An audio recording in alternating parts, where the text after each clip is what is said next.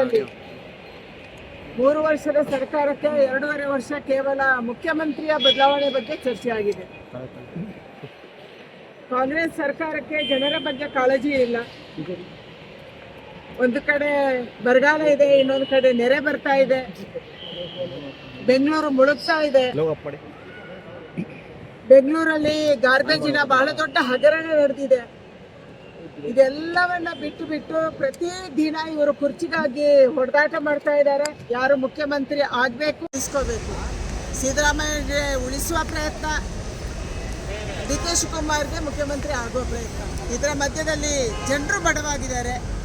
ಜನರ ಸಂಕಷ್ಟವನ್ನು ಅಳಿಸುವವರಿಲ್ಲ. ಯಾವುದೇ ಮಂತ್ರಿಗಳು ಜಿಲ್ಲಾ ಪ್ರವಾಸ ಮಾಡ್ತಾ ಇಲ್ಲ, ಜಿಲ್ಲೆಯಲ್ಲಿ ಮೀಟಿಂಗ್ ತಗೊಳ್ತಾ ಇಲ್ಲ, ಯಾವುದೇ ಇಲಾಖೆ ಕೆಲಸ ಮಾಡ್ತಾ ಇಲ್ಲ, ಇಲಾಖೆಗೆ ದುಡ್ಡಿಲ್ಲ.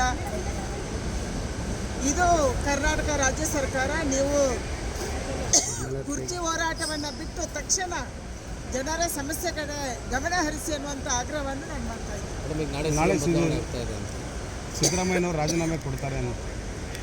ಸಿದ್ದರಾಮಯ್ಯನವರು ಹಳೆಯ ಹುಲಿ, ಯಾವಾಗ ಯಾವ ಆಟ ಆಡ್ತಾರೋ ಗೊತ್ತಿಲ್ಲ. ಅವರು ರಾಜೀನಾಮೆ ಕೊಡುವ ತನಕೊಂಡು ರಾಜೀನಾಮೆ ಕೊಡ್ತಾರೆ ಅಂತ ಗ್ಯಾರಂಟಿ ಇಲ್ಲ. ಮತ್ತು ಇದು ಅವರ ಪಕ್ಷದ ಆಂತರಿಕ ವಿಚಾರ. ಅದಕ್ಕಾಗಿ ಭಾರತೀಯ ಜನತಾ ಪಾರ್ಟಿ ಅಥವಾ ನಾವು ಇದರಲ್ಲಿ ಮಾಡುವಂಥದ್ದು ಬಹಳ ಇಲ್ಲ. ನಾವು ಒಂದೇ ಹೇಳಬೇಕು, ನೀವು ಜನರ ಕೆಲಸ ಮಾಡೋದಕ್ಕೆ ನಿಮ್ಮನ್ನು 135 ಸೀಟ್ ಆಯ್ಕೆ ಮಾಡಿದ್ದಾರೆ. ಜನರ ಕೆಲಸ ಮಾಡಿ. ಜನರ ಕೆಲಸ ಮರೆತು ಬರೀ ಕುರ್ಚಿಗಾಗಿ ಕಾದಾಟ ಮಾಡ್ತಾ ಇದ್ದೀರಿ.